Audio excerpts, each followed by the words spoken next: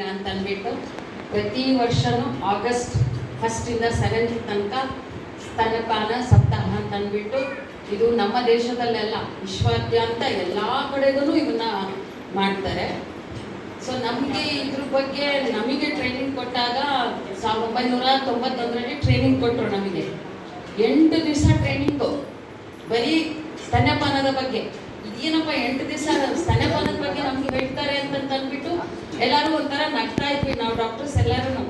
ಆಮೇಲೆ ನಮಗೆ ಗೊತ್ತಾಯ್ತು 8 ದಿವಸ ಆದ್ಮೇಲೆ ನಮಗೆ ಎಷ್ಟೊಂದು ತಿಳುವಳಿಕೆನೇ ಇರಲಿಲ್ಲ ಇದ್ರ ಬಗ್ಗೆ. ಈಗ ನಮಗೆ ತಿಳುವಳಿಕೆ ಬಂತು ಅಂತ ಅಂದ್ಬಿಟ್ಟು ಆಮೇಲೆ ನಮಗೆ ಗೊತ್ತಾಯ್ತು. ಸೊ ಹಾಗಾಗಿ ತಿಳ್ಕೊಳ್ಳೋದಕ್ಕೆ ದೇರ್ ಇಸ್ ನೋ ಎಂಡ್ ಅಂತ ಹೇಳ್ತೀವಲ್ಲ, ಆ ರೀತಿ.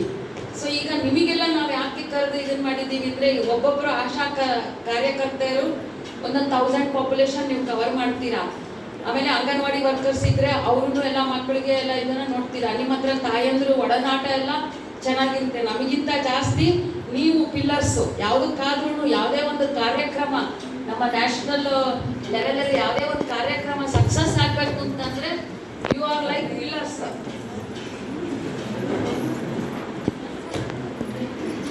You are like pillars. So ಹಾಗಾಗಿ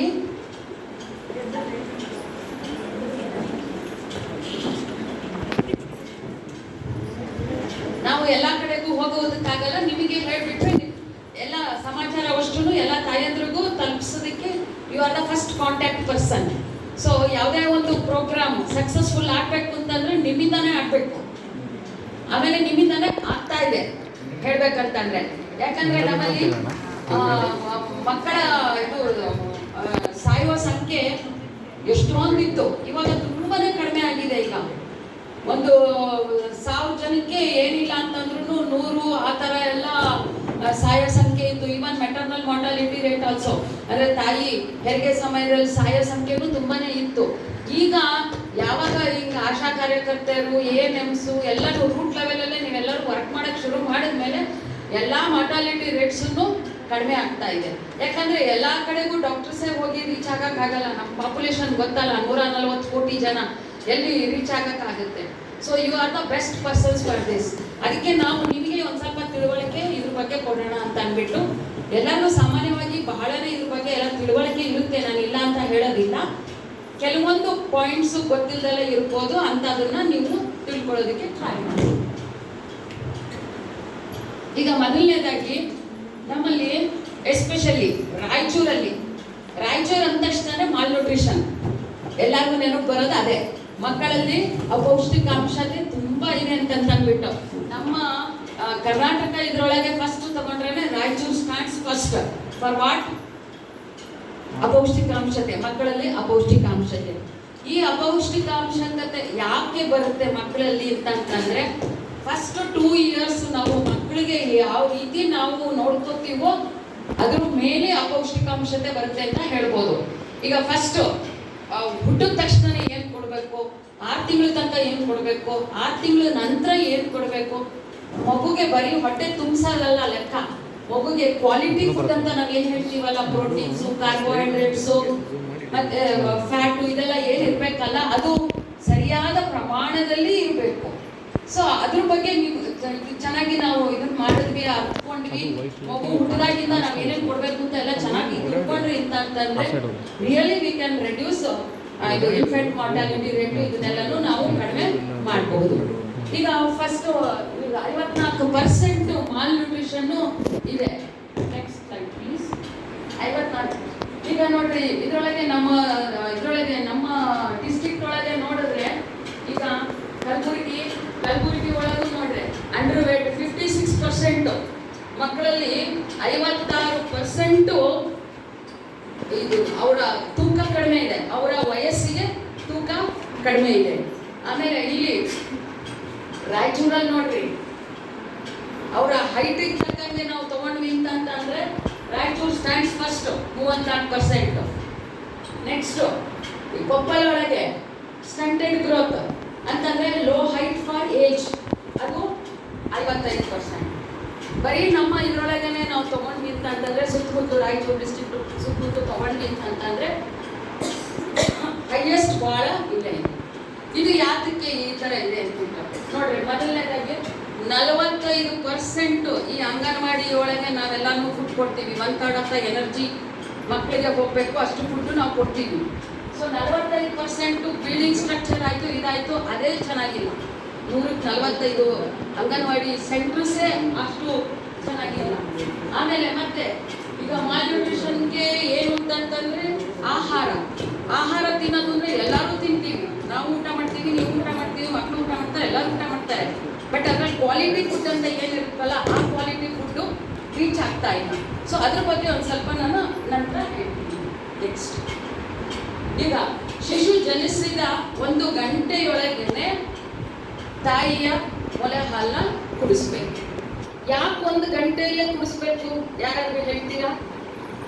4 ತಾಸು ಬಿಟ್ಟು ಕುಡಿಸಿದ್ರೆ ಏನಾಯ್ತು? 8 ತಾಸು ಬಿಟ್ಟು ಕುಡಿಸಿದ್ರೆ ಏನಾಯ್ತು?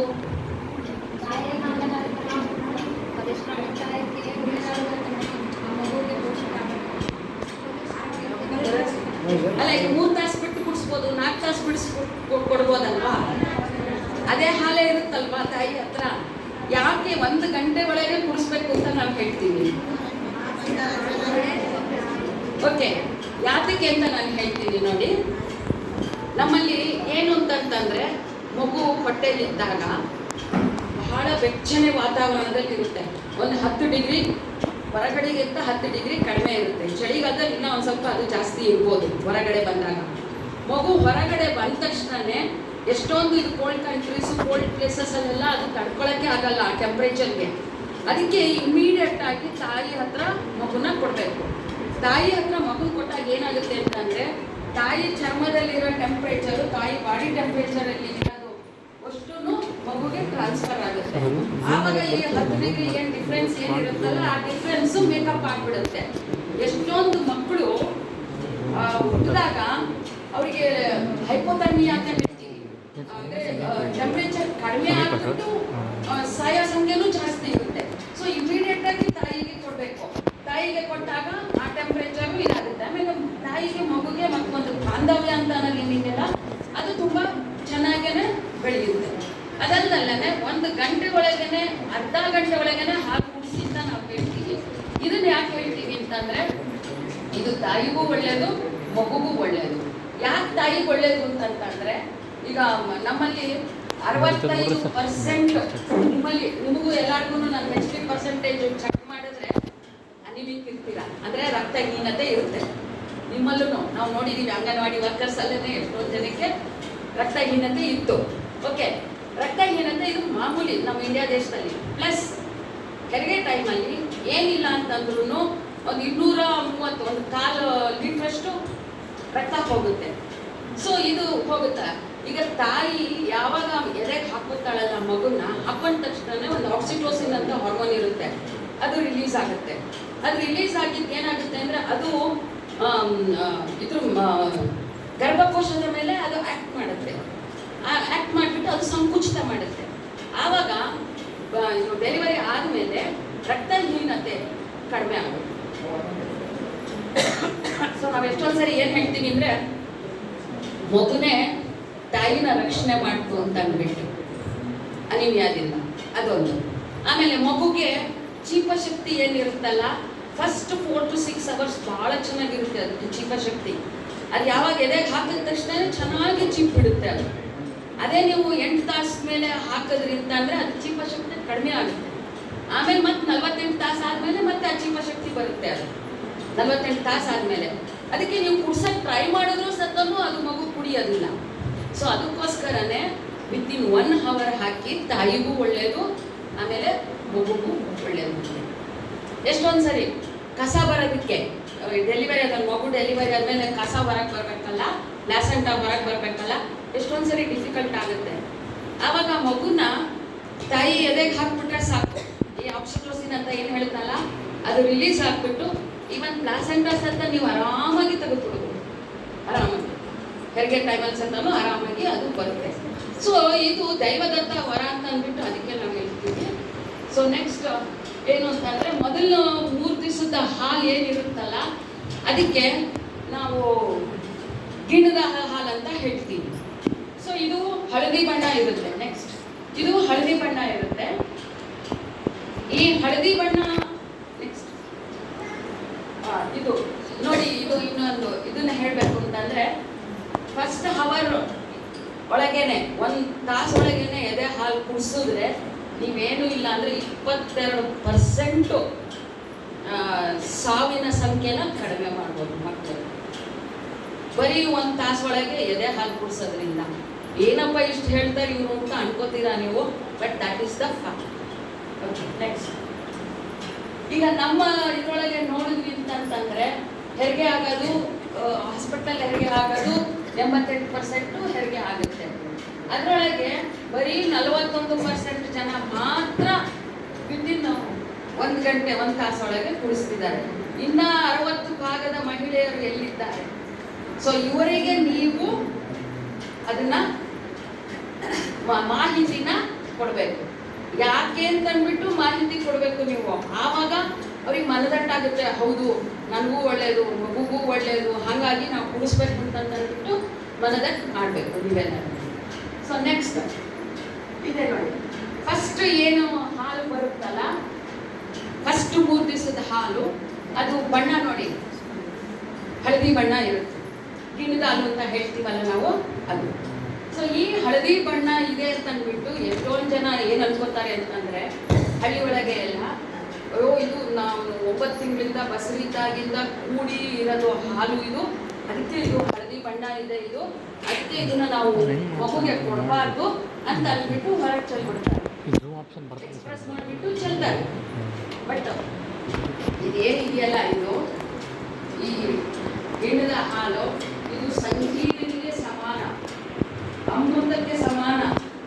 ಯಾಕೆ ಅಂತಂದ್ರೆ ಅದರೊಳಗೆ ಇಷ್ಟು ಒಳ್ಳೆ ಆಂಟಿಬಾಡೀಸು, ರೋಗ ನಿರೋಧಕ ಶಕ್ತಿ ಇರುತ್ತೆ ಅಂತಂದ್ರೆ ಅದನ್ನು ಕುಡಿಸಿದ್ರೆ ಮಗುಗೆ IgE ಅಂತ ಒಂದು ಆಂಟಿಬಾಡಿ ಇರುತ್ತೆ, ಅದು ಪೂರ್ತಿ ಗಟ್ಟೊಳಗೆ ಫುಲ್ ಕೋಟಿಂಗ್ ಆಗುತ್ತೆ. ಅದು ಕೋಟಿಂಗ್ ಆಗೋದ್ರಿಂದ ಮಗುಗೆ ವಾಂತಿ, ಬೇದಿ ಇದೆಲ್ಲನೂ ಬಹಳನೇ ಕಡಿಮೆ ಆಗುತ್ತೆ. ಸೊ ಅದನ್ನ ಎಲ್ಲರಿಗೂ ಗೊತ್ತಿರಬೇಕು.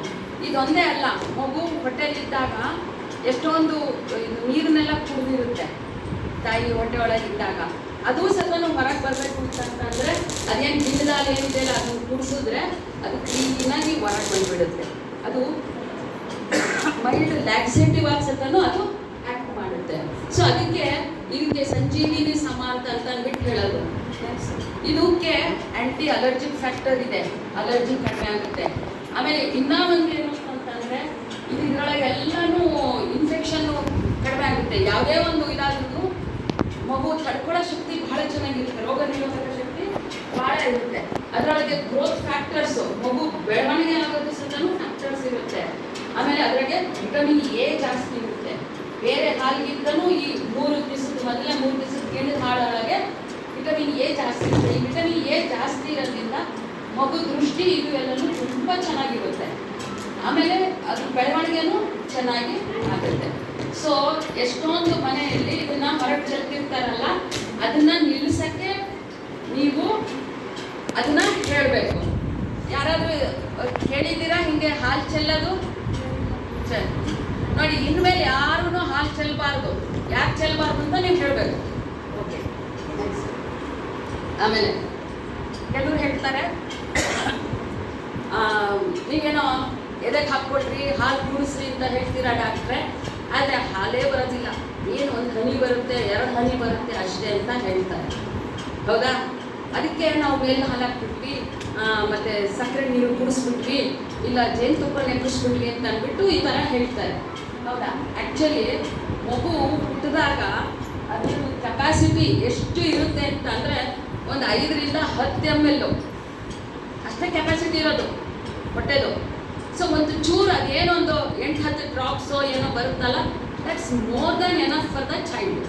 ಸೊ ಅದನ್ನು ನೀವು ತಾಯಂದ್ರಿಗೆ ಹೇಳಬೇಕು.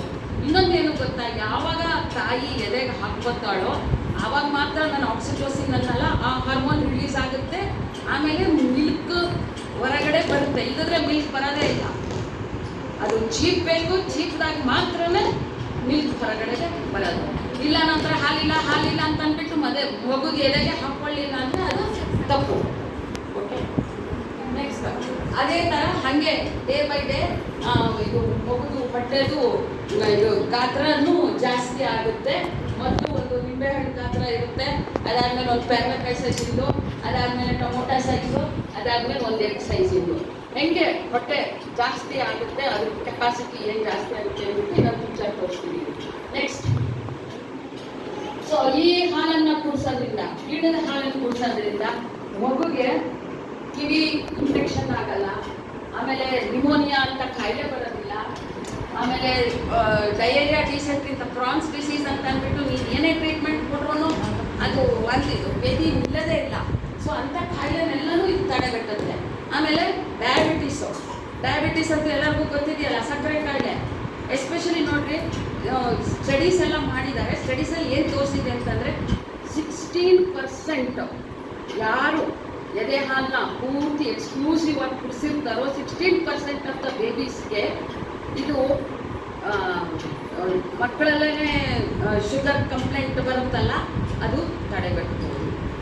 ಅದು ಯಾಕೆ ಅಂತಂದರೆ ಹೇಳ್ತೀನಿ ನೋಡಿ. ಈಗ ಮೇಲ್ ಹಾಲು ಯಾವಾಗ ಕೊಡ್ತೀವಲ್ಲ ನೋಡಿ, ದನದ ಹಾಲು ಕರುಗೆ, ತಾಯಿ ಹಾಲು ಮಗುಗೆ. ಯಾರ ಹಾಲು ಯಾರು ಕುಡಿಸ್ಬೇಕೋ ಅವ್ರಿಗೆ ಕುಡಿಸ್ಬೇಕು. ನಾವು ಒಂದ್ಸರಿ ಅಂತಿರ್ತೀವಿ ನೋಡ್ರಿ, ಎಮ್ಮೆ ಹಾಲು ಕುಡಿದು ಒಳ್ಳೆ ಎಮ್ಮೆ ಹಾಲಾಗಿದೆಯಲ್ಲೋ ಅಂತ ಇರ್ತೀವಿ, ಹೌದಾ? ಅದಕ್ಕೆ ಯಾವ ಹಾಲು ಯಾರಿಗೆ ಕುಡಿಸ್ಬೇಕೋ ಅದನ್ನ ಅವ್ರಿಗೆ ಕುಡಿಸ್ಬೇಕು. ಈಗ ಯಾವಾಗ ಹೊರಗಡೆದ ಹಾಲು ನಾವು ಮಗುಗೆ ಕುಡಿಸ್ತೀವೋ ಅವಾಗ ಏನಾಗುತ್ತೆ ಅಂತಂದರೆ ನಮ್ಮ ಬಾಡಿ ರಿಯಾಕ್ಟ್ ಮಾಡುತ್ತೆ. ಓ, ಯಾವುದೋ ಹೊರಗಡೆದು ಏನೋ ಬಂದಿದೆ, ನನ್ನ ಒಳಗೆ ಬಂದಿದೆ ಅಂತ ಅಂದ್ಬಿಟ್ಟು ಇದು ರಿಯಾಕ್ಟ್ ಮಾಡೋಕ್ಕೆ ನಮ್ಮಲ್ಲಿ ಆ್ಯಂಟಿಬಾಡೀಸ್ ಎಲ್ಲ ಪ್ರೊಡ್ಯೂಸ್ ಆಗಿಬಿಟ್ಟು, ರೋಗ ನಿರೋಧಕ ಶಕ್ತಿ ಪ್ರೊಡ್ಯೂಸ್ ಆಗಿಬಿಟ್ಟು ಇದೇನಾಗುತ್ತೆ ಅಂದರೆ ಇನ್ಸುಲಿನ್ ಸೆಲ್ಸ್ ಇರ್ತಾವಲ್ಲ, ಪ್ರೊಡ್ಯೂಸ್ ಮಾಡುತ್ತಲ್ಲ ಇನ್ಸುಲಿನ್ನು, ಅದ್ರ ಮೇಲೆ ಆ್ಯಕ್ಷನ್ ಶುರುವಾಗುತ್ತೆ.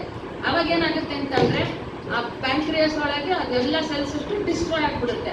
ಆವಾಗ ಇನ್ಸುಲಿನ್ ಸೆಕ್ರೇಷನ್ ಕಡಿಮೆ ಆಗಿಬಿಡುತ್ತೆ ಆ ಮಗುಗೆ.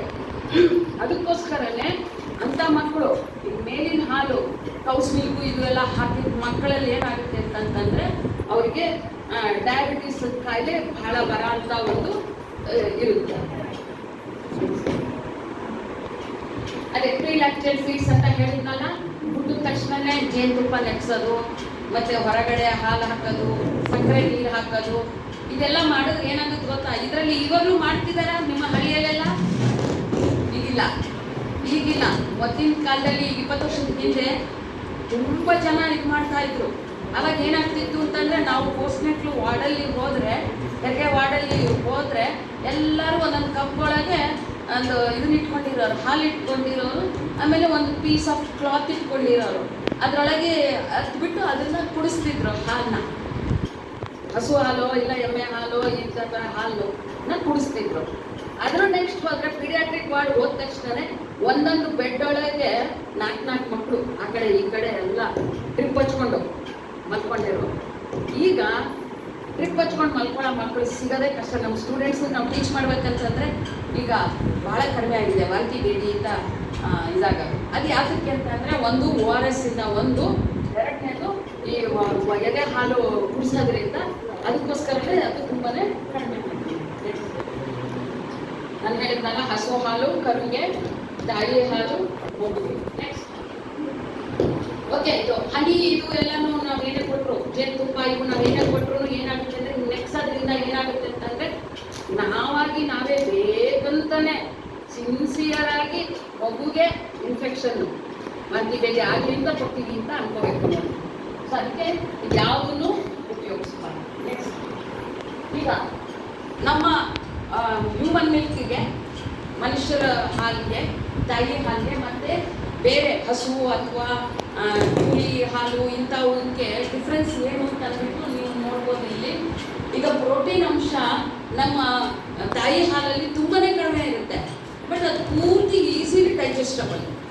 ಪ್ಲಸ್ ಅದರೊಳಗೆ ಒಂದು ಅಮೈನೋ ಆಸಿಡ್ ಇರುತ್ತೆ, ಅದು ಮಗುಗೆ ತಯಾರಿ ಮಾಡೋಕ್ಕಾಗೋದಿಲ್ಲ. ಅದು ಸತನು ಬೇರೆ ಹಾಕಿರ್ತಾನೆ, ಟಾರಿನ್ ಅಂತ ಒಂದು ಇರುತ್ತೆ, ಅದು ಇರುತ್ತೆ. ಅದೇ ಈ ಕೌವಲ್ಲಿ ಗೋಟಲ್ಲಿ ಅಷ್ಟೊಂದು ಪ್ರೋಟೀನ್ಸ್ ಇದ್ರೂ ಸತನು ಆ ಪ್ರೋಟೀನ್ ಅಂಶನ ಮಗು ಜೀರ್ಣ ಶಕ್ತಿ ಆಗೋದಿಲ್ಲ. ಆಮೇಲೆ ಜೀರ್ಣ ಆದಮೇಲೆ ಅದೇನು ಟಾಕ್ಸಿಕ್ ಸಬ್ಸ್ಟೆನ್ಸಸ್ ಏನಿರುತ್ತಲ್ಲ, ಆ ಕಿಡ್ನಿ ಸತನು ಅದು it cannot expel all the excrete ಒಳಗೆ ಇದನ್ನು ಮಾಡೋಕ್ಕೂ ಆಗಂಗಿಲ್ಲ ಯೂರಿನ್ ಒಳಗೆ. ಸೊ ಹಂಗಾಗ್ಬಿಟ್ಟು ಏನಾಗುತ್ತೆ ಅಂತಂದರೆ ಮಗುಗೆ ಹೊಟ್ಟೆ ನೋವು ಬರೋದು, ಇದಾಗೋದು, ಆ ಥರ ಎಲ್ಲನೂ ಸ್ಟಾರ್ಟ್ ಆಗುತ್ತೆ. ನೆಕ್ಸ್ಟ್, ಈಗ ಇದು ನೆಕ್ಸ್ಟ್, ಸೊ ಈಗ ಮಗುಗೆ ಏನೇನು ಅನುಕೂಲ ಮೊದಲನೇದಾಗಿ ಬೆಟರ್ ಜಾ ಡೆವಲಪ್ಮೆಂಟ್. ಮಗು ಯಾವಾಗ ಎದೆ ಕಚ್ಚಿಬಿಟ್ಟು ಒಂದೊಂದು ಸರ್ತಿ ಇದನ್ನು ಮಾಡಿದಾಗೂ ಬಾಯಿ ಮಾಡಿದಾಗೂ ಈ ಮಸಲ್ಸ್ ಎಲ್ಲನೂ ಹೋಗಿದ್ದು ಚೆನ್ನಾಗಿ ಆಕ್ಷನ್ ಆಗುತ್ತೆ. ಅವ್ರ ಫೇಶಿಯಲ್ ಮಸಲ್ಸ್ ನೋಡಿ ಎಷ್ಟು ಚೆನ್ನಾಗಿರುತ್ತೆ. ಅದೇ ಈ ಬಾಟ್ಲಿ ಹಾಕಿ ಕುಡಿತಾರಲ್ಲ ಅವ್ರಿಗೆಲ್ಲ ಹಿಂಗೆ ಸ್ಯಾಗಿಂಗ್ ಇರುತ್ತೆ. ಆಮೇಲೆ ಈ ಡಬ್ಬಿ ಮೇಲೆ ಪಿಕ್ಚರ್ ಹಾಕ್ತಾರಲ್ಲ, ಈ ಎದೆ ಹಾಲು ಕುಡಿದ ಮಕ್ಕಳನ್ನು ಪಿಕ್ಚರು ಡಬ್ಬಿ ಹಾಲಿನ ಮೇಲೆ ಹಾಕೋದವರು ಜನಗಳಿಗೆ ಫೂಲ್ ಮಾಡೋಕ್ಕೆ, ಪೌಡ್ರನ್ನೆಲ್ಲ ಚೆನ್ನಾಗಿ ಸೇಲ್ ಮಾಡ್ಬೋದು ಅಂತ ಅಂದ್ಬಿಟ್ಟು ಆ ಥರ ಮಾಡ್ತಾರೆ ಅವರು. ಆಮೇಲೆ ನಾನು ಹೇಳ್ತಲ್ಲ, ವಿಟಮಿನ್ ಎ ಜಾಸ್ತಿ ಇರೋದ್ರಿಂದ ಕಣ್ಣಿನದು ಯೂಸಕ್ಕೂ ಜಾಸ್ತಿ ಇರುತ್ತೆ. ಆಮೇಲೆ ಯಾವುದೇ ಒಂದು ಇನ್ಫೆಕ್ಷನ್ ಬರೋದ್ರಿಂದ ಅಲರ್ಜಿ ಕಡಿಮೆ. ಆಮೇಲೆ ಯಾವಾಗಲೂ ಒಳ್ಳೆ ಹೆಲ್ತ್ ಇರುತ್ತೆ. ಸೊ ಇವಾಗ ಹೇಳಬೇಕಂತಂದರೆ ಈಗ ರೆಸ್ಪಿರೇಟರಿ ಇನ್ಫೆಕ್ಷನ್, ನಿಮೋನಿಯಾ ಇಂಥವೆಲ್ಲ ಏನು ಇಲ್ಲ ಅಂದ್ರೂ ಒಂದು 33% ಕಡಿಮೆ ಎದೆ ಹಾಲು ಕುಡಿದ ಮಕ್ಕಳಲ್ಲಿ ಮತ್ತು ಬೇರೆ ಹಾಲು ಕುಡಿದ ಮಕ್ಕಳಲ್ಲಿ, ಬೇರೆ ಹಾಲು ಕುಡಿದ ಮಕ್ಕಳಲ್ಲಿ. ಅದಾದಮೇಲೆ ವಾಂತಿ ಭೇದಿ ಇಂಥವೆಲ್ಲನೂ ಒಂದು 50%, 50% ಕಡಿಮೆ ಇರುತ್ತೆ ತಾಯಿ ಎದೆ ಹಾಲು ಕುಡಿದಿರೋದ್ರಲ್ಲಿ. ಇಲ್ಲಿ ನೀವು ಇಲ್ಲಿ ನೋಡ್ಬೋದು, ಈ ರೆಡ್ ಕಲರ್ ಏನಿದೆಯಲ್ಲ, ಯಾರು ಎದೆ ಹಾಲು ಕುಡಿಸಿಲ್ಲೋ ಅವರಲ್ಲಿ ಅಂಥ ಮಕ್ಕಳಲ್ಲಿ ಎಷ್ಟು ನಿಮೋನಿಯಾ ಮತ್ತು ಡಯೇರಿಯಾ ಇವೆಲ್ಲ ಎಷ್ಟು ಇದೆ ಅಂತ. ಅದೇ ಇದು ಅಲ್ಲ, ಅಲ್ಲಿ ಪೂರ್ತಿ ಎದೆ ಹಾಲು ಯಾರು ಚೆನ್ನಾಗಿ ಕುಡಿಸಿರ್ತಾರಲ್ಲ 6 ತಿಂಗಳ ತನಕ ಅವರಲ್ಲಿ ಅದು ಅಷ್ಟು ಕಡಿಮೆ ಇರುತ್ತೆ ಅಂತ ಅಂದ್ಬಿಟ್ಟು ಈ ಪಿಕ್ಚರ್ ತೋರಿಸ್ತಾರೆ. ನೆಕ್ಸ್ಟ್ ಈಗ ಮತ್ತೆ ಓವರ್ ವೇಟ್, ಒಬಿಸಿಟಿ, ಇದು ಒಂದು ದೊಡ್ಡ ಪ್ರಾಬ್ಲಮ್ ಆಗ್ತಿದೆ ಈಗ ಮಕ್ಕಳಲ್ಲಿ. ಈಗ ಏನಿಲ್ಲ ಅಂದ್ರೂ 11 to 12%, 100 ಮಕ್ಕಳಲ್ಲಿ ಒಂದು 12ರಿಂದ 15% ಮಕ್ಕಳು ಒಬಿಸಿಟಿ. ಈಗೆಲ್ಲ ಒಬ್ರು ಇಬ್ರು ಮಕ್ಕಳು ಅಷ್ಟೇ. ನಾವೆಲ್ಲ 8-10 ಜನ ಮಕ್ಕಳಿದ್ದವರು, ಈಗ 8-10 ಜನ ಮಕ್ಕಳದು ಒಬ್ರು ಇಬ್ಬರಿಗೇನೆ ತಿನ್ನಿಸ್ಬಿಡ್ತಾರೆ ಎಲ್ಲರೂ ಆರಾಮಾಗಿ. ಅದು ತಿನ್ನೋದು ಕ್ವಾಲಿಟಿ ಫುಡ್ಡು ಇರೋದಿಲ್ಲ, ಬರೀ ಬೇಕ್ರಿ ಫುಡ್ ತಗೊಂಡೋ, ಬ್ರೆಡ್ ತಿನ್ನೋ, ಬರೀ ಇಂಥವೆಲ್ಲ ತಿಂದುಬಿಟ್ಟು ಮೈ ಬೆಳೆಸ್ಕೊಂಡ್ಬಿಟ್ಟು ಕ್ವಾಲಿಟಿ ಫುಡ್ ಅಂತೂ ಇರೋದಿಲ್ಲ. ಬರೀ ಹೊರಗಡೆ ತಿನ್ನೋದು ಅಭ್ಯಾಸ ಎಲ್ಲ ಮಾಡಿಕೊಂಡು ಅದು ಒಂದು. ಅದೇ ಈ ಬ್ರೆಸ್ಟ್ ಫೆಡ್ ಬೇಬೀಸ್ ಏನು ಇರ್ತಾವಲ್ಲ ಅವರಲ್ಲಿ ಸ್ವಲ್ಪ ಇದು ಸ್ಥೂಲಕಾಯ ಆಗೋದು ಬಹಳನೇ ಕಡಿಮೆ. ಎಲ್ಲದಕ್ಕಿಂತ ಜಾಸ್ತಿ ಅಂತಂದರೆ ಇದರೊಳಗೆ ಒಂದು DHA ಅಂತ ಒಂದಿರುತ್ತೆ, ಒಂದು ಫ್ಯಾಟಿ ಆಸಿಡ್. ಇದು ತಾಯಿ ಹಾಲಲ್ಲಿ ಮಾತ್ರ ಇರುತ್ತೆ, ಇದು ಯಾವ ಪ್ರಾಣಿ ಹಾಲೊಳಗೆ ಇರೋದಿಲ್ಲ. ಇದು ಏನು ಅಂತಂದರೆ ಬ್ರೈನ್ ಡೆವಲಪ್ಮೆಂಟ್, ನಮ್ಮ ಮೆದುಳಿನ ಡೆವಲಪ್ಮೆಂಟು ಜಾಸ್ತಿ ಇರುತ್ತೆ.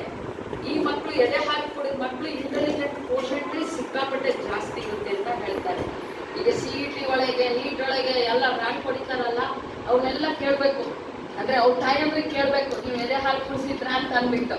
ಬೇಕಾದ್ರೆ ಸ್ಟಡೀಸ್ ನೋಡಿದ್ರೆ ಅದು ರಿಯಲಿ ಇಟ್ ಈಸ್ ಗುಡ್ ಅಂತ ತೋರಿಸಿದೆ. ನೆಕ್ಸ್ಟ್ ಇಂಟೆಲಿಜೆಂಟ್ ಕೋಶೆಂಟು ಎದೆ ಹಾಲು ಕುಡಿದ ಮಕ್ಕಳಲ್ಲಿ ಇಂಟೆಲಿಜೆನ್ಸ್ ಸ್ವಲ್ಪ ಜಾಸ್ತಿ. ಇದನ್ನ ನೀವು ತಾಯಂದ್ರಿಗೆ ಹೇಳಿದ್ರೆ ಸಾಕು, ಎಲ್ಲ ತಾಯಂದ್ರು 2 ವರ್ಷದ ತನಕ ಹಾಲು ಕುಡಿಸ್ತಾರೆ. ನನ್ನ ಮಗು ಜಾಣ ಇರಬೇಕು, ನನ್ನ ಮಗು ಜಾಣೆ ಇರಬೇಕು ಅಂತ ಯಾವ ತಾಯಂದ್ರಿಗೆ ಇಷ್ಟ ಇರಲ್ಲ, ಎಲ್ಲ ತಾಯಂದ್ರಿಗೂ ಇಷ್ಟ ಇದ್ದೇ ಇರುತ್ತೆ. ಸೊ ಡೆಫಿನೆಟ್ಲಿ ಅವ್ರಿಗೆ ಕುಡಿಸ್ತಾರೆ. ನೀವು ಬರೀ ಕುಡ್ಸಮ್ಮ ಅಂತಂದರೆ ಯಾರೂ ಕುಡಿಸಲ್ಲ. ಅದನ್ನ ಉದಾಹರಣೆ ಕೊಟ್ಟು ಯಾಕೆ ಕುಡಿಸ್ಬೇಕು ಅಂತಂದ್ಬಿಟ್ಟು ನೀವು ಹೇಳ್ಕೊತಾ ಹೋಗ್ಬೇಕು. ನೆಕ್ಸ್ಟ್ ಇನ್ನು ಯಾವ್ಯಾವುದರಲ್ಲಿ ಈ ಫುಡ್ ಇದೆ ಅಂತಂದರೆ, ತಾಯಿಗೂ ಇಂಥ ಫುಡ್ ತೊಗೊಂಡ್ರೆ ಒಳ್ಳೆಯದು ಅಂತ ನಮ್ಮ ಉದ್ದೇಶಕ್ಕೆ ಈ ಫ್ಯಾಟಿ ಆಸಿಡ್ಸು. ನೆಕ್ಸ್ಟ್ ಈ ಫಿಶ್ಶು, ಇದರೊಳಗೆಲ್ಲ ಒಮೆಗಾ 3 ಫ್ಯಾಟಿ ಆಸಿಡ್ ಅಂತ ಇರುತ್ತೆ. ಸೊ ಅದನ್ನು ತಿನ್ನೋದ್ರಿಂದ ಇಂಟೆಲಿಜೆಂಟ್ ಕೋಶೆಂಟು ಭಾಳ. ಈ ಸಮುದ್ರ ತೀರದಲ್ಲಿ ಇರ್ತಾರೆ ನೋಡ್ರಿ, ಅವರಿಗೆಲ್ಲ ಭಾರಿ ಬುದ್ಧಿವಂತರಿರ್ತಾರೆ ಸಮುದ್ರ ತೀರದಲ್ಲಿರೋರು. ಫಿಶಸ್ ಎಲ್ಲ ತಿಂದ್ಬಿಟ್ಟು ಮಂಗಳೂರು ಜನ ಎಲ್ಲ ಎಷ್ಟು ಚೆನ್ನಾಗಿ ಇರ್ತಾರೆ ನೋಡ್ರಿ, ಯಾಕಂದರೆ ಫಿಶ್ ಭಾಳ ತಿಂತಾರೆ ಅವರು. ಓಕೆ, ನೆಕ್ಸ್ಟ್ ನಮ್ಮ ನೀರೊಳಗೆ ಯಾವ್ಯಾವುದ್ರಲ್ಲಿದೆ ಅಂತಂದರೆ ಸೋಯಾಬೀನಲ್ಲಿದೆ. ಆಮೇಲೆ ಫ್ಲ್ಯಾಕ್ಸ್ ಸೀಡ್ಸ್ ಅಂದರೆ ಅಕ್ಸಿ ತುಂಬ ಒಳ್ಳೆಯದು. ಅಕ್ಸಿ ಒಳಗೂ ಸಹ ಈ ಫ್ಯಾಟಿ ಆಸಿಡ್ ಇದೆ. ಆಮೇಲೆ ಶಿಯಾ ಸೀಡ್ಸ್ ಅಂತ ಬರುತ್ತೆ, ಅದರಲ್ಲೂ ಅಷ್ಟೇ ಇದು ಜಾಸ್ತಿ ಅಂಶ ಇರುತ್ತೆ. ವಾಲ್ನಟ್ ಅಂದರೆ ಅಕ್ರೂಟ್, ಈ ಅಕ್ರೂಟಲ್ಲೂ ಸಹ ಇದು ಜಾಸ್ತಿ ಇರುತ್ತೆ ನೋಡಿರಿ. ಅಕ್ರೂಟ್ ಹೊಡೆದ ತಕ್ಷಣ ಅದು ನೋಡಿದ್ರೆ ಬ್ರೈನ್ ಥರನೇ ಇರುತ್ತೆ, ಹೌದಾ? ಸೊ ಇಂಟೆಲಿಜೆನ್ಸ್ಗೆ ಇದು ಎಲ್ಲ ಆಹಾರನ ತಾಯಂದ್ರಿಗೂ ಕೊಡಬೇಕು. ತಾಯಂದ್ರು ತಿಂದರೆ ಎದೆ ಹಾಲಲ್ಲಿ ಇದೆಲ್ಲನೂ ಬರುತ್ತೆ ಅನ್ನೋ ಒಂದು ಉದ್ದೇಶ. ನೆಕ್ಸ್ಟ್ ಬಟ್ಟು ಎದೆ ಹಾಲು ಕೊಡ್ತಾ ಇದ್ರೆ ನಮ್ಮ ಮಗು ಆರೋಗ್ಯವಾಗಿರುತ್ತೆ. ಎಷ್ಟು ಸರಿ ಕೊಡಬೇಕು, ಯಾವಾಗ ಕೊಡಬೇಕು, 2 ತಾಸಿಗೊಂದ್ಸರಿ ಕೊಡ್ಬೇಕಾ, 3 ತಾಸಿಗೊಂದ್ಸರಿ ಕೊಡ್ಬೇಕಾ ಅಂತ ಎಷ್ಟೊಂದು ಜನ ಕೇಳ್ತಾರೆ. ನಾನು ಹೇಳ್ತೀನಿ, ಗಡಿಯಾರ ಮಗುದು ಹಸುವನ್ನ ಗಡಿಯಾರ ಹೇಳಲ್ಲ, ಮಗು ಹಸುವನ್ನ ಮಗುನೇ ಹೇಳುತ್ತೆ. ಅದಕ್ಕೆ ಡಿಮ್ಯಾಂಡ್ ಫೀಡಿಂಗ್ ಅಂತ ಹೇಳ್ತೀವಿ. ಮಗು ಯಾವ್ಯಾವಾಗ ಡಿಮ್ಯಾಂಡ್ ಮಾಡುತ್ತೋ, ಯಾವ ತರ ಡಿಮ್ಯಾಂಡ್ ಮಾಡುತ್ತೆ ಮಗು, ಅಳುತ್ತೆ. ಅದು ಅಳುತ್ತೆ ಅಂತ ಅಂದ್ರೆ ಆಯ್ತು, ಅದಕ್ಕೆ ಹಸುವಾಗಿದೆ ಅಂತ ಅರ್ಥ. ಅವಾಗ ಟೈಮ್ ನೋಡ್ಬಿಟ್ಟು ಅಯ್ಯೋ ಈಗ 1 ತಾಸು ಹಿಂದೆ ಕೂಡಿಸಿದೀನಿ, ಆಗ್ಲೇ ಮಗು ಅಳ್ತಾ ಇದೆಯಲ್ಲ ಅಂತ ಅಂದ್ಬಿಟ್ಟು ಎಷ್ಟೊಂದು ಜನ ಹಾಗೆ ಸಮಾಧಾನ ಮಾಡಿ ಮತ್ತೆ ಹಂಗೆ ಪ್ರೊಸೀಡ್ ಮಾಡಕ್ಕೆ ನೋಡ್ತಾರೆ. So that is not necessary. So ಏನಂತಂದ್ರೆ ಮಗುಗೆ ಡಿಮ್ಯಾಂಡ್ ಫೀಡಿಂಗ್, ಅದು ಮಗು ಕೇಳಿದಾಗೆಲ್ಲನೂ ಹಾಲು ಕುಡಿಸ್ತಾ ಇರಬೇಕು. ಸೊ ದಟ್ ಈಸ್ ಒಂದು ಗುಡ್. ಆಮೇಲೆ ಎದೆ ಹಾಲು ಕುಡಿಸಬೇಕಾದ್ರೆ ಇನ್ನೊಂದು ಏನು ಅಂತಂದ್ರೆ, ಒಂದು ಎದೆ ಹಾಲೊಳಗೆ ಫುಲ್ ಕಂಪ್ಲೀಟ್ ಆದ್ಮೇಲೆ ಇನ್ನೊಂದು ಎದೆ ಹಾಕಬೇಕು. ಈ ಒಂದು ಎದೆಯಲ್ಲಿ ಅರ್ಧ ಕುಡಿಸೋದು ಮತ್ತೆ ಈ ಎದೆಯಲ್ಲಿ ಅರ್ಧ ಕುಡಿಸೋದು ಮಾಡಬಾರ್ದು. ಯಾಕೆ ಅಂತಂತಂದ್ರೆ ಎದೆ ಹಾಲೊಳಗೆ ಮೊದಲು ಏನು ಹಾಲು ಬರುತ್ತಲ್ಲ, ಆ ಹಾಲೊಳಗೆ ಇದು ಅಂಶ ಆಂಟಿಬಾಡೀಸು, ಇದು ರೋಗ ನಿರೋಧಕ ಶಕ್ತಿ ಅದೆಲ್ಲ ಭಾಳ ಇರುತ್ತೆ. ಬಟ್ ಲಾಸ್ಟ್ಗೆ ಏನು ಬರುತ್ತಲ್ಲ ಅದರೊಳಗೆ ಕೊಬ್ಬಿನ ಅಂಶ, ಪ್ರೋಟೀನು ಎಲ್ಲ ಜಾಸ್ತಿ ಇರುತ್ತೆ. ಅದು ಸತನು ಮಗುಗೆ ಹೋಗ್ಬೇಕು ಅನ್ನೋ ಉದ್ದೇಶಕ್ಕೆ ಅದನ್ನು ಕೊಡಬೇಕು. ಎಷ್ಟೊಂದು ತಾಯಂದ್ರಿಗೆ ಇದು ಎದೆ ಹಾಲು ಕುಡ್ಸೋದು ಹೆಂಗೆ ಅಂತ ಗೊತ್ತಿರೋದಿಲ್ಲ. ಎಷ್ಟೊಂದು ಸರಿ ಕ್ರ್ಯಾಕ್ ನಿಪ್ಪಲ್ಲು, ಫಿಶರ್ ನಿಪ್ಪಲ್ಲು ಈ ಥರ ಎಲ್ಲ ಆಗುತ್ತೆ. ಅದಕ್ಕೆ ಸತನು ನಾವು ಹಚ್ಚೋದು ಏನು ಹೇಳ್ತೀವಿ ಗೊತ್ತಾ, ಯಾವ ಔಷಧಿನೂ ಬೇಡ, ಕೊನೆ ಹಾಲು ಬರುತ್ತಲ್ಲ ಅದನ್ನು ತಗೊಂಡು ಹಚ್ಕೊಂಬ ಮೊಲೆಗೆ ನಿಮ್ಗೆ ಆರಾಮಾಗುತ್ತೆ ಅಂತ. ಅದು ಎಷ್ಟು ಬೇಗ ಅದು ಉಪಶಮನ ಕೊಡುತ್ತೆ ಅದು. ಸೊ ಈಗ ಮಗುಗೆ ಏನೇ ಒಂದು ಕಾಯಿಲೆ ತಾಯಿಗೆ ಏನಾದರೂ ಒಂದು ಕಾಯಿಲೆ ಬಂದಾಗ ಏನಾಗುತ್ತೆ ಅಂತಂತಂದ್ರೆ, ತಾಯಿ ಒಳಗೂ ರೋಗ ನಿರೋಧಕ ಶಕ್ತಿ, ವೈಟ್ ಸೆಲ್ಸ್ ಅಂತ ನಾವೇನು ಹೇಳ್ತೀವಲ್ಲ ಅದು ಬರುತ್ತೆ. ಅದು ಬಂದಿದ್ದು ಅದು ಬ್ರೆಸ್ಟ್ ಮಿಲ್ಕ್ ಒಳಗೂ ಬರುತ್ತೆ. ಅದಕ್ಕೋಸ್ಕರನೇ ತಾಯಿಗೆ ಏನೇ ಒಂದು ಕಾಯಿಲೆ ಇಟ್ಕೊಂಡು, ಕೆಲವೊಂದು ಕಾಯಿಲೆ ಮಾತ್ರ ಕುಡಿಸ್ಬಾರ್ದು ಅಷ್ಟೇ ಹೊತ್ತು. ಬಟ್ ಏನೇ ಒಂದು ಸಣ್ಣ ಪುಟ್ಟ ಜ್ವರ ಏನೇ ಬಂದ್ರೂ ತಾಯಿ ಎದೆ ಹಾಲನ್ನ ಕುಡಿಸ್ಬೇಕು. ಅದರೊಳಗೆ ಹಾಲಿನೊಳಗೆ ರೋಗ ನಿರೋಧಕ ಶಕ್ತಿ ಸತನು ಮಗುಗೂ ಸತ ಹೋಗುತ್ತೆ. ನೆಕ್ಸ್ಟ್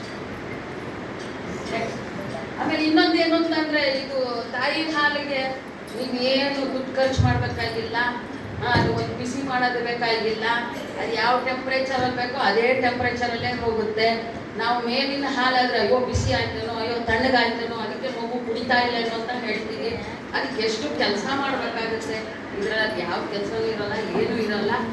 ಏನೇನು ಬೇಕೋ ಮಗುಗೆ ಅದೆಲ್ಲನೂ ಆರಾಮಾಗಿ ಹೋಗ್ತಾ ಇರುತ್ತೆ.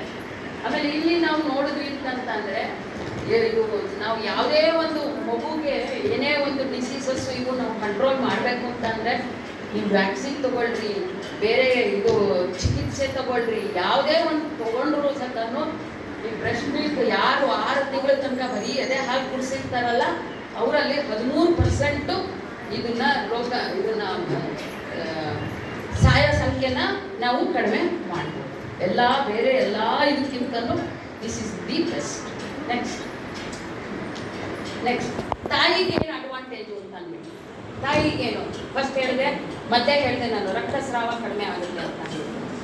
ಎರಡನೇದು ಇನ್ನೊಂದು ತಾಯಿಗೆ ಇನ್ನೊಂದು ಏನಾಗುತ್ತೆ ಅಂತಂದರೆ, ಎಷ್ಟೊಂದು ಜನ ತಾಯಂದರು, ಈಗಿನ ತಾಯಂದರು ಎಲ್ಲರೂ ನಾನು ಎದೆ ಹಾಲು ಕುಡಿಸ್ಬಿಟ್ರೆ ನನ್ನ ಸೌಂದರ್ಯ ಹೋಗ್ಬಿಡುತ್ತೆ, ನನ್ನ ಬ್ಯೂಟಿ ಹೋಗುತ್ತೆ ಅಂತ ಅಂದ್ಬಿಟ್ಟು ಭಾಳ ಇದನ್ನು ಮಾಡ್ಕೋತಾರೆ. ಬಟ್ ಯಾವ ತಾಯಿ ಎದೆ ಹಾಲು ಕುಡಿಸಿರ್ತಾಳೋ ಅವಳಲ್ಲಿರೋ ಬ್ಯೂಟಿ ಇವಳಲ್ಲಿ ಬರೋಕ್ಕೆ ಸಾಧ್ಯನೇ ಇಲ್ಲ. ಯಾಕೆ ಅಂತಂತಂದರೆ, ಬಸರಿ ಇದ್ದಾಗ ಎಲ್ಲ ಕಡೆಗೂ ಫ್ಯಾಟು, ಎಲ್ಲ ಕಡೆಗೂ ಕೊಬ್ಬು, ಎಲ್ಲ ಕಡೆಗೂ ಸೇರ್ಕೊಂಡ್ಬಿಟ್ಟಿರುತ್ತೆ ಕೊಬ್ಬು. ಚೆನ್ನಾಗಿ ತಿಂದ್ಬಿಟ್ಟಿರ್ತೀನಿ, ಎಲ್ಲ ತಿನ್ನಿಸ್ಬಿಟ್ಟಿರ್ತಾರೆ, ತೂಕನೂ ಜಾಸ್ತಿ ಆಗೋಗಿರುತ್ತೆ, ಎಲ್ಲ ಇದಾಗಿರುತ್ತೆ. ಅದನ್ನು ನಾವು ಕಡಿಮೆ ಮಾಡ್ಕೋಬೇಕು ಅಂತಂದರೆ ಎದೆ ಹಾಲು ಕುಡಿಸ್ಬೇಕು. ನೀವು ಎಷ್ಟು ಎದೆ ಹಾಲು ಕುಡಿಸ್ತೀರೋ ಅದರೊಳಗೆ ಫ್ಯಾಟು ಹೋಗುತ್ತೆ, ಪ್ರೋಟೀನು ಹೋಗುತ್ತೆ, ಮಗುಗೇನು ಬೇಕೋ ಹೋಗುತ್ತೆ.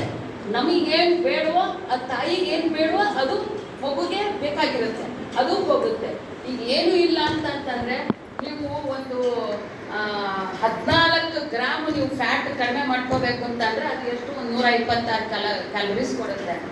ನೀವು ವಾಕಿಂಗ್ 30 ನಿಮಿಷ ವಾಕಿಂಗ್ ಮಾಡಬೇಕು, ಇಲ್ಲ ಹೈಕಿಂಗು 20 ಮಿನಿಟ್ಸ್ ಮಾಡಬೇಕು, ಅಂದರೆ ಬೆಟ್ಟ ಹತ್ತೋದು ಇದು ಅಂಥದ್ದು ಮಾಡಬೇಕು, ಇಲ್ಲ ಡ್ಯಾನ್ಸಿಂಗು ಒಂದು 20 ಮಿನಿಟ್ಸ್ ಮಾಡಬೇಕು, ಇಲ್ಲ ಗಾಲ್ಫು ಇಂಥವೆಲ್ಲ ಒಂದು 20ರಿಂದ ಒಂದು 30 ನಿಮಿಷದ ತನಕ ಎಕ್ಸಸೈಸ್ ಮಾಡಿದ್ರೆ ಒಂದು 100 ಕ್ಯಾಲೋರಿ ಬರ್ನ್ ಆಗಿದೆ.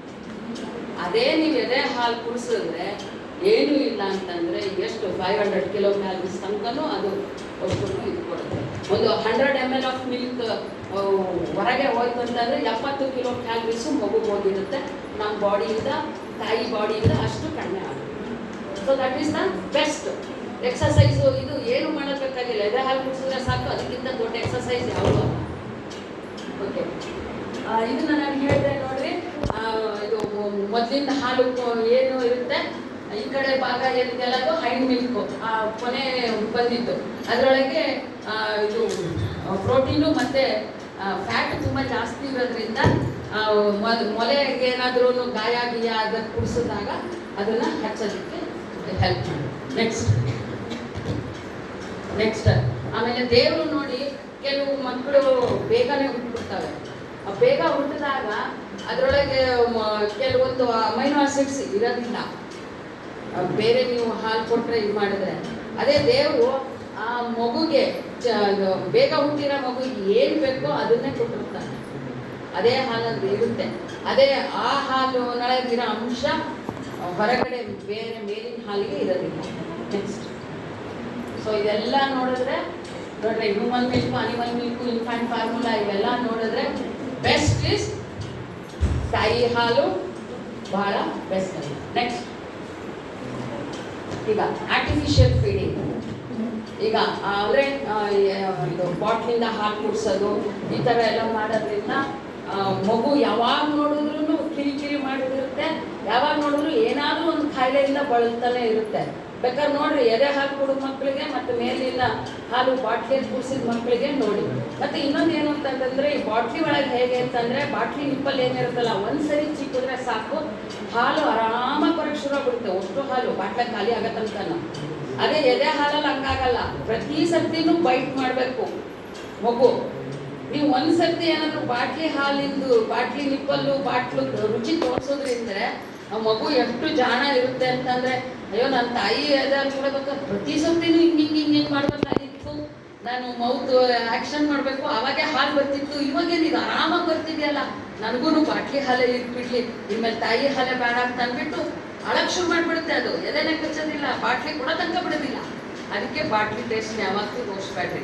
ಪ್ಲಸ್ ಇನ್ನೊಂದು ಏನು ಅಂತಂದರೆ, ನೀರು. ನಮ್ಮಲ್ಲಿ ನೀರಿಂದ ಅಭಾವ ಭಾಳ ಇರುತ್ತೆ, ಕುಡಿಯೋಕ್ಕೆ ನೀರಿನ ಅಭಾವ ಇರುತ್ತೆ.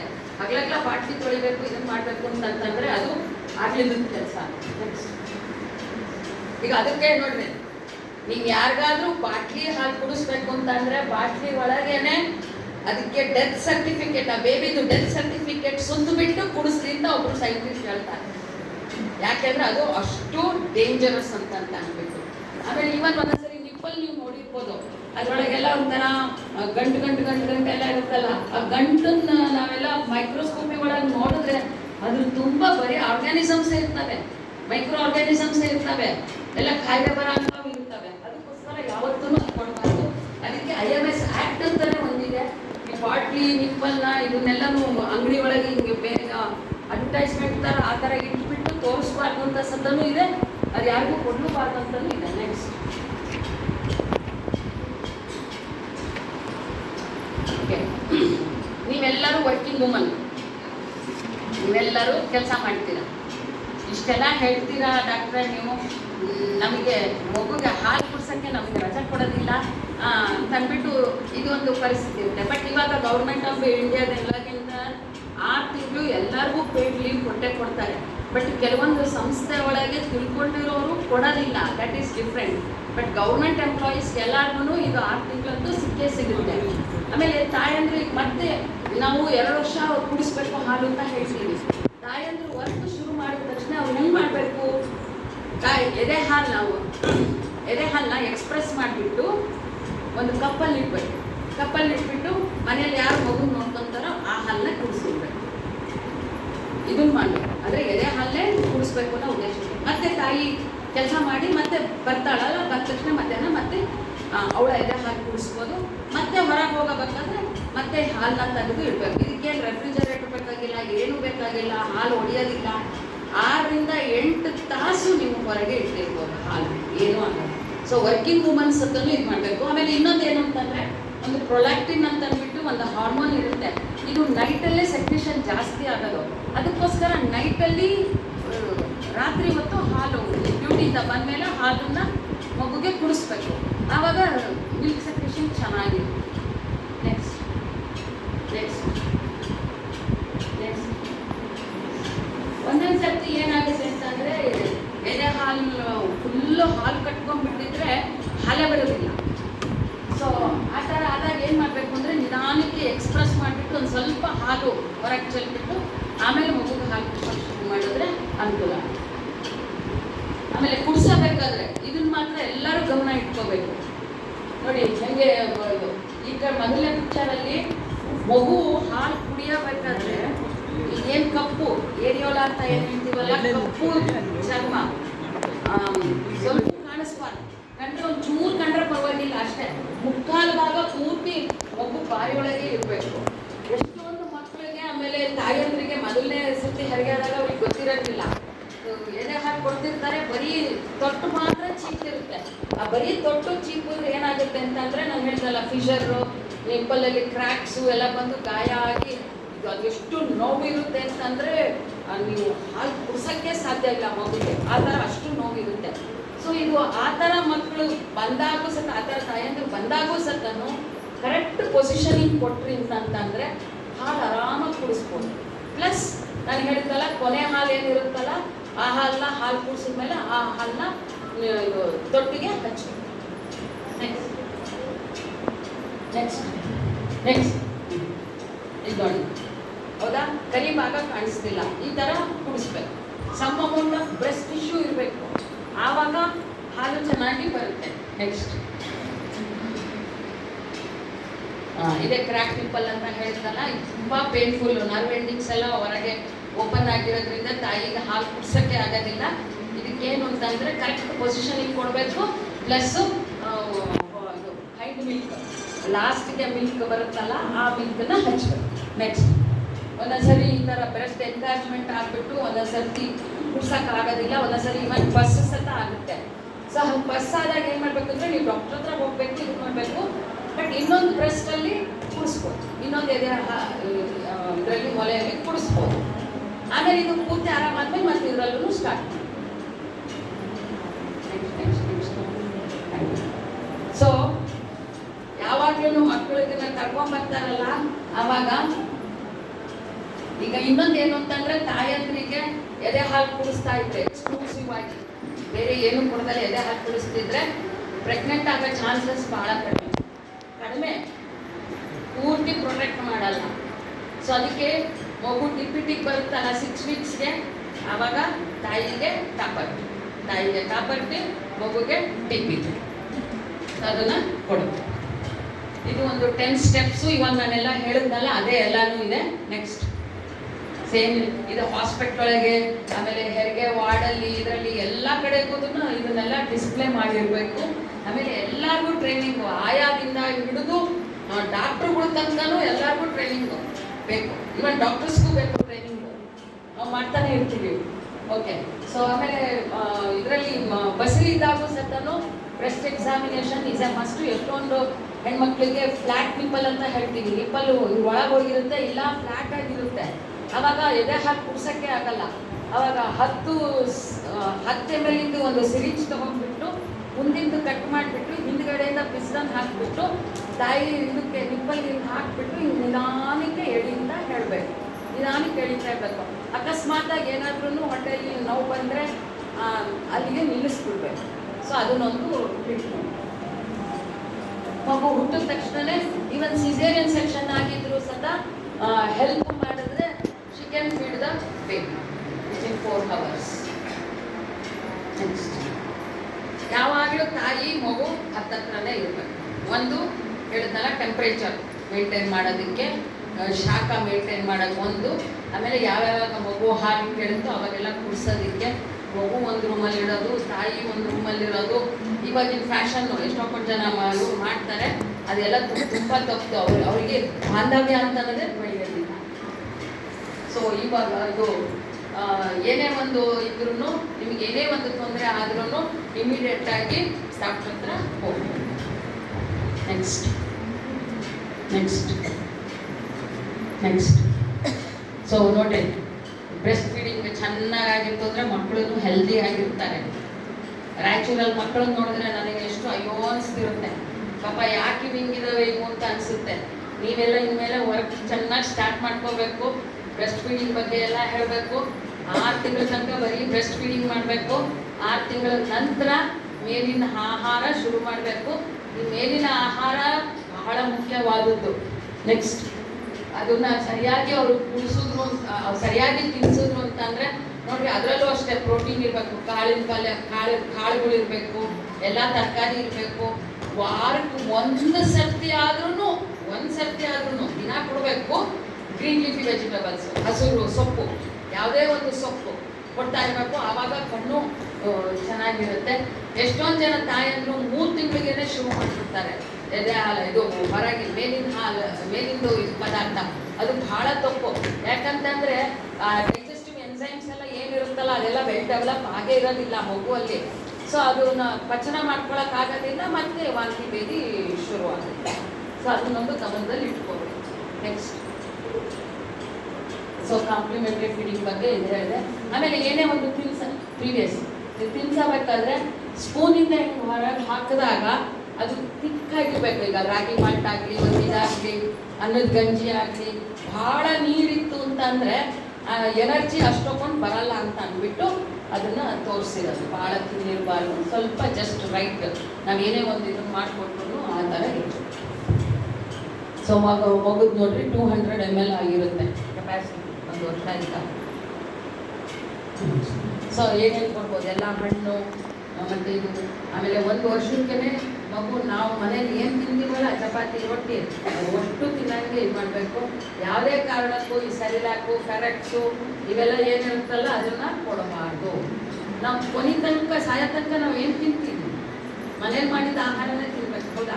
ನೀವು ಒಂದ್ಸರಿ ಆ ಟೇಸ್ಟ್ ತೋರಿಸೋದ್ರಿಂದ ಅಂದರೆ ಅವ್ರು ಬರೀ ಬರ್ಗರು, ಪಿಜ್ಜಾ ಅಂತದೇ ಬೇಕಂತಿರ್ತಾರೆ ದೊಡ್ಡವಾದ ಮೇಲೆ. ಓಕೆ, ನೆಕ್ಸ್ಟ್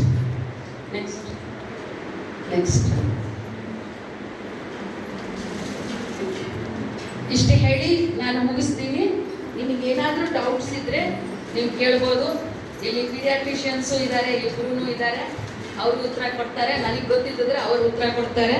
ಏನೇ ಒಂದು ನಿಮಗೆ ಡೌಟ್ ಇದ್ದರೆ ಕೇಳಿ. ಹೇಗಪ್ಪ ಕೇಳೋದು ಅಂತ ನಾಚ್ಕೋಬೇಡಿ. ನಿಮ್ಮ ಪಕ್ಕದವ್ರಿಗೂ ಗೊತ್ತಿರಲ್ಲ ಉತ್ತರ. ಏನಿದೆ ಇವ್ರಿಗೆ ಕೇಳ್ತಾಳೆ ಅಂತ ಹಂಗೆ ಅನ್ಕೋಬಾರ್ದು. ಮನ ಬಿಚ್ಚಿ ನಿಮಗಲ್ಲಿ ಏನೇ ಡೌಟ್ಸ್ ಇದ್ರೂ ನೀವು ಬ್ರೆಸ್ಟ್ ಫೀಡಿಂಗ್ ಬಗ್ಗೆ ನೀವು ಕೇಳಿದ್ರೆ ನಾವು ಉತ್ತರ ಕೊಡೋಕ್ಕೆ ಸಿದ್ಧ ಇದ್ದೀವಿ.